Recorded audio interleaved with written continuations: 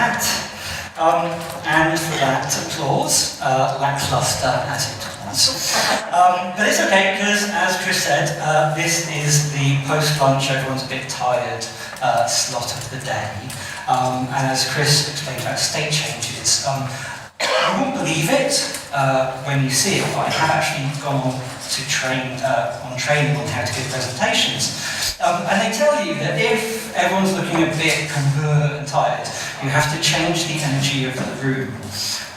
So I would like you to indulge me in a little role play. I'll get the Rubbermaid outfit. No. So I go to the Edinburgh Fringe Festival every year, and I love it. And I sit and watch all these comedians who are brilliant. And I think, I can do that. And I never do. So I'd like you to pretend that you're at a comedy show. And I'm going to hide behind that curtain and introduce myself. And if you can all kind of whoop and cheer, a standing ovation would be lovely, just a suggestion, as I come in, okay?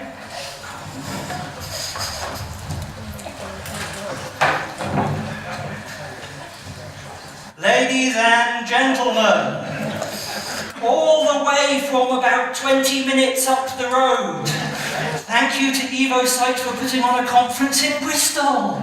It's Matty Curry!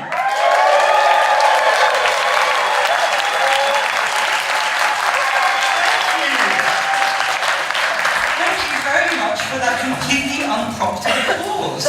It's wonderful of you. Anyway, yes, I am Matty Curry on Twitter. If you follow me expecting nuggets of eCommerce gold, you'll be sorely disappointed because I mostly tweet knob gags and RuPaul's Drag Race gifs. Speaking of which, here's my presentation. Right, so I'm from Lovehoney. If you don't know who Lovehoney are, apparently our TV advertising isn't working. We are the UK's largest online retailer of sex toys. This is the Lovehoney Deluxe Magic Wand. It retails for $49.99 if you're interested. I think there's an offer where you get a half price attachment at the moment. Speaking of which, this is Jamie and Adele. And Jamie and Adele started modelling for us in 2011. They are now married with a daughter. This stuff works. We've been doing it for about 14 years now, reasonably successfully. Now, before I probably start, I have to give you a bit of a warning. There will be rude words and pictures in this presentation. If you are easily offended, please stick around because it makes it more funnier for me. We do it in Bath, the beautiful historic city of Bath. But really we do it on a slightly scuzzy industrial estate on the outskirts. We are a small, agile team. We are a very small business. We don't have a massive e-commerce department, we don't have lots of analysts.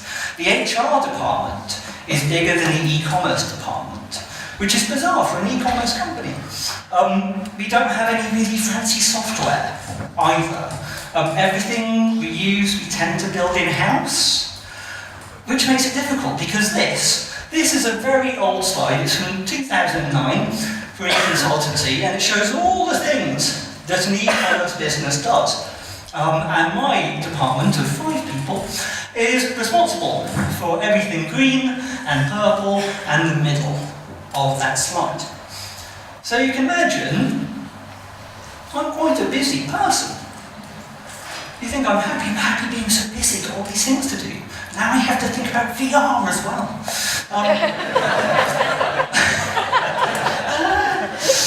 It makes me very stretched.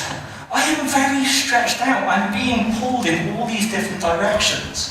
I am constantly getting emails every day telling me how wrong I am, that I'm not doing a particular thing, that this email is trying to get me to do. There's a lot of finger waggling in the e-commerce industry.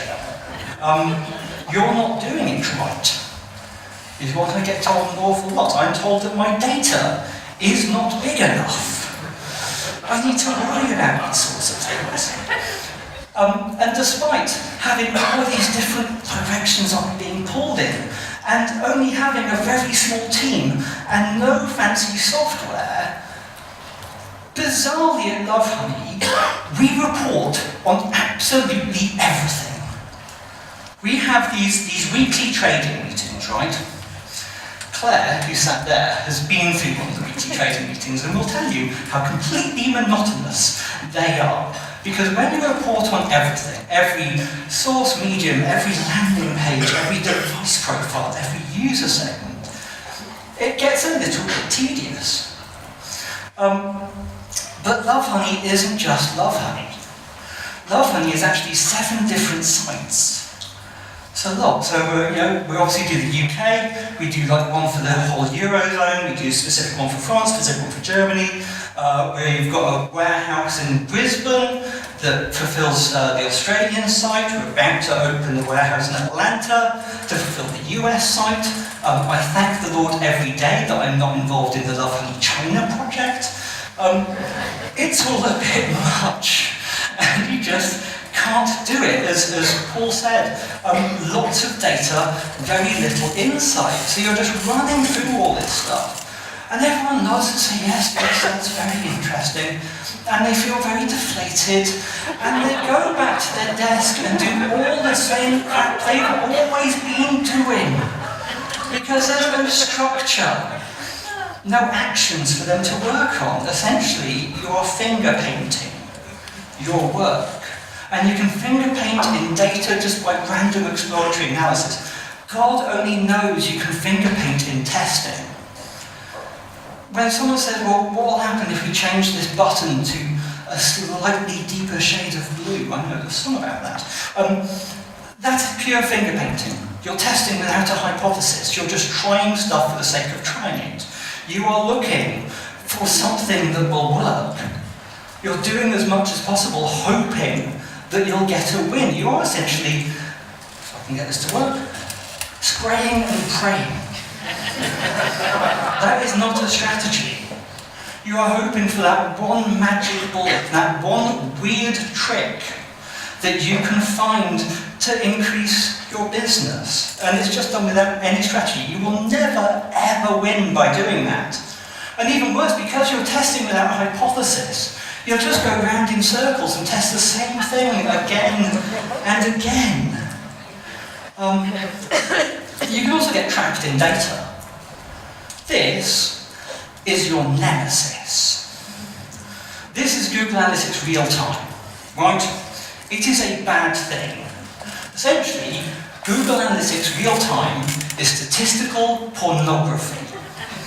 It's all action, no quote. And it's not even good pornography. It doesn't get anywhere. Keep away from it. And this is problems that we had. This is problems that I had. I am frequently wrong. I will put my hands up. I am frequently wrong. I am making it up as I go along. Can you tell? I am not this font of e-commerce knowledge. So when someone tells me to get up on a stage and impart wisdom about e-commerce, I can't do it. I won't tell you what to do.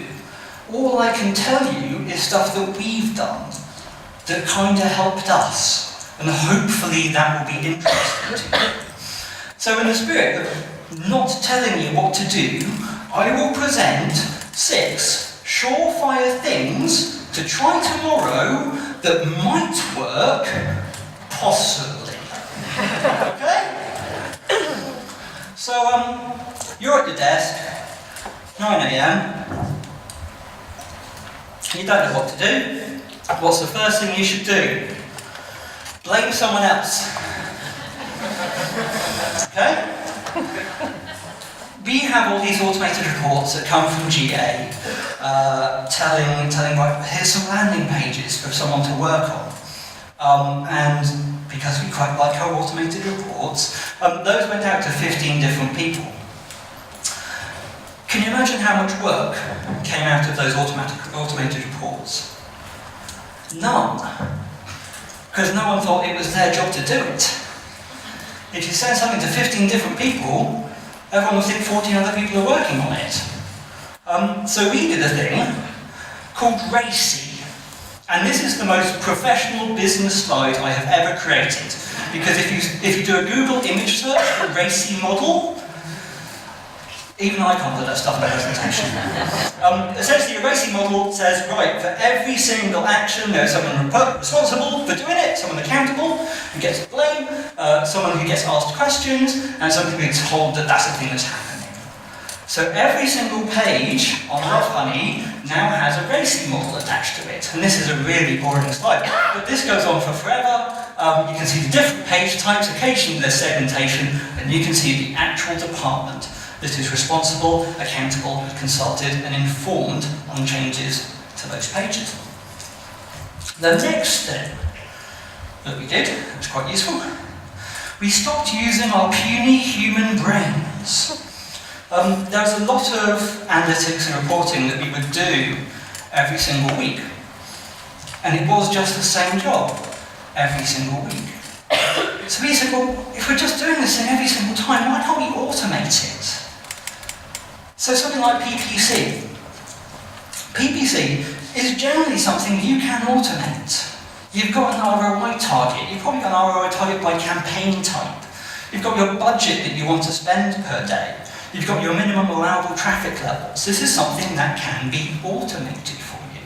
There's still some human brain stuff that has to be involved because you want to kind of do experiments. I'll just point out, I know that Google in the room, so I'm going to be a little quiet. You might want to test if site links are cannibalizing your organic traffic on your own. Just saying. You can also automate your SEO. This is great. So now we have automated reports that beam to our header, to our editor, to say these are the pages that you should be focusing on. And it gives me no end of delight to tell Nick that he should be working on better female orgasms. I'm trying, Matt, I'm trying. The next thing is focus on your core. Now, I go to the gym about 5 times a week. This masculine, hyper-athletic figure does not maintain itself, you know? Thank you for the quietness. Focus on your core transactional process on your site. It's very easy to go off on little bells and whistles and widgets to try and improve the customer experience, but if the base experience sucks a little bit, that's what you should be working on. This standard checkout funnel, this is from Google Analytics Enhanced eCommerce. And I love Enhanced eCommerce an awful lot. It's an absolute pain in the arse to put in, but it is wonderful the data you get out. Because with this, as a checkout funnel, what I can do is I can filter it by the options that people have chosen whilst in the checkout. And from this, I found out, much to my surprise and dismay, that people who log into our checkout are actually less likely to convert than guest checkout users. Just bizarre thing ever. Because all their stuff is saved for them, they don't have to do anything. But because at Lovehoney we've wrapped in all this complexity around which saved cards you have, if you want to spend loyalty points, all this gubbins, it was actually converting worse. So I'd really recommend you looking at this funnel by what people have chosen. If people choose PayPal, do they actually convert better? Would it be better just scrapping their checkout and using theirs or something? And if you're just looking at the overall view, you'll never find this stuff. The next thing we tried, fonts bugger up that one, was to go back to nature. Absolutely back to nature. And what that means is thinking about your purchase journey from the absolute very start. Now, for Lovehoney, the purchase journey starts where most regrettable things start, which is at a pub with friends. And you're sat at a pub with friends, and someone says, oh, you can't see it because it's really dark, but what they say is you can buy a vibrator on the internet. and someone goes online, and they search for vibrator, and they click on the site, and they panic, because they've come to your site and all they see is vibrators everywhere. This was highlighted to us very early on in some rebrand work that we did. So, classic rebrand focus group, you have a bunch of women sat in a room talking about your brand, and there's a bunch of overweight old men, that one, sat behind a two-way mirror, desperately trying not to audibly giggle at what these women are saying. And these are two quotes, actual quotes from the focus group. It's great how they just lay the toys out. You want dildos and they're right there. Lovely, lovely, that's the sort of customer that I want, thank you. This is the other quote.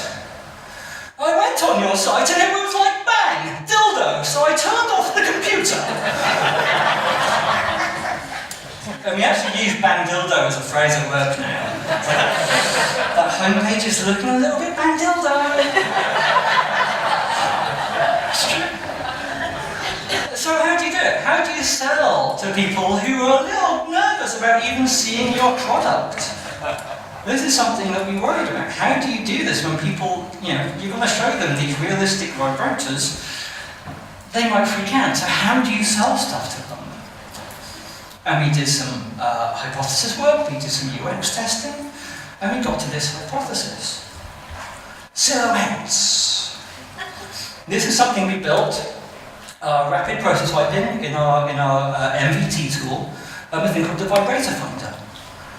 So essentially, without even seeing any products, we have explained the type of products available, different sizes, the features that are most interesting to people buying their first vibrator, and the prices. And then we tested having this as a banner on our vibrators page. If you want to search for a vibrator, you don't know what you're looking for, click on this. And it increased the conversion rate of people coming into the vibrators page by 14%. Because it managed to get those customers who were nervous about buying these things to do it in a really super friendly way. Number 5, tools of the trade, and this is one of my favourite ones. We are all salespeople to some extent. I'm a salesman. And salesmen have tactics and tools that they use in order to facilitate the sale. And there are these things that you can do to try and convince someone. You can make it urgent. You have to make that sale now. You can make it rare. There's only one of these left. You can give it provenance. Well, this was handcrafted by blind Italian nuns. And then you can have proof. Well, actually, 1,000 people have bought this, and those people are just like you. Urgency, rarity, provenance, and proof. Or ERP, if you're looking for an acronym. And so what we did is we went through the site and thought, well, where can we apply these tools? Something very simple that we tried was this. Want this tomorrow by 1 PM? Order in the next 2 hours. And there was a time when people thought that sex toys were not distressed purchases. That people didn't care when it arrived. That, it didn't absolutely, definitely have to be in them by Friday, I don't know. But they thought, well, these aren't distressed purchases, it doesn't matter how good they are. But in the modern age, people expect it the same day, let alone tomorrow. So if you can facilitate that and just say, you can have it now, it's really exciting. So go through your site and figure out on a page-by-page basis. You've got the discovery, the research and the purchase phases through your site. Where can you apply these tools? The last one is a quote. Famous quote. So this is Coco Chanel, famous for, apart from being a Nazi, saying this quote. She said, before you leave the house, take at least one thing off. And that's something you can do to your sites, specifically on mobile. I love this book. This book is by John Mayer. It's called The Laws of Simplicity. and it gives you essentially 10 laws for ways to make your site seem more simple. And they're not obvious ways. For example, time is a law. Savings in time feel like simplicity. So if you're looking to do AMP and speed up your mobile site will seem more simple to people. But my favourite rule is called the one rule. And it's subtract the obvious and add the meaningful. So what we do is try, specifically on mobile, is just reduce stuff, remove it, get it out of the way if it doesn't actually add to the experience. It's all very nice having all this all singing, all dancing, but if people just want to buy the damn thing, get out of the way and let them. You'll need cleanup, you'll need storage, you probably need batteries, and we'll try and sell you something else as well because you really like money. And it got in the way, absolutely got in the way. And it was a bit of a kind of deep breath in because we were kind of nervous about average order values, but we removed it on the mobile side. And I know you can't multiply these things up, but I'm going to anyway. Removing those cross-sells from our mobile pages is worth on average £13 million extra revenue to us per year. That's the increase in conversion rate we got by just removing something from a page. So those were the 6. There is actually a 7th secret one. And this is my favourite. This is absolutely my favourite thing. I love on-site search. I really love on-site search because it tells you stuff about the customer without you actually having to speak to them. You can learn everything from on-site search. Something simple. Someone searches for penis extensions on our site, which they do in alarming quantities. Normally, you would just take them to your search results. Is that really the best strategy for stuff? Because if you've got a category called penis extensions, send them to that category. Overwrite the search because you've got a much better destination for them. And you can go through almost by search term in analytics and say, right, for this term, do we have a better destination for it? Is it converting better than the search terms are? If it isn't converting better than the search terms are, fix that goddamn page. But that's not the best thing about on-site search. Zero search. Zero search is lovely, and I don't know why more people don't look at it. Because zero search tells you about gaps in the market. Stuff that people are searching for that you don't have. And it's genius. So we have a zero search report. This is a zero search report I ran a couple of weeks ago for a day to see what people were searching for on the site that we did not have any content for. If you know what Belinda Blinked is, it's depraved. There's a bunch of stuff we do not do. That last one there is interesting. It's Toki Doki, which is now one of our new licenses. That is Toki. It's a unicorn-shaped vibrator. That's great. But you can learn things from Zero Search. For example, Lovehoney owns the worldwide license for 50 Shades of Grey. We produce everything 50 Shades of Grey related that you can do stuff with. And the reason we were able to get that is because we jumped on it very, very quickly. And we jumped on it very, very quickly because we could see in Zero Search that people were searching for this term that we didn't have any products for. There's another type of search that actually is my favourite. It's question searches. So someone going into your search box and typing the how do I, where do I type questions. And here's the sorts of questions that we get. They're reasonably filthy, but it tells us that we need to provide content to help these sorts of things. We get weird requests. How do you have sex with a teddy bear, for example? You can. It's called a teddy babe. It costs £700. We do get very weird searches. How do you strap a dildo to a chair? And we've got the right content. Because well, it helps a person, but also helps us rank for those terms organically. So how do you strap a dildo to a chair? And my absolute favourite my absolute favourite, and I begged and pleaded with the content team to write this. How can I get my girlfriend to tape her fingers together and pretend she's a dinosaur?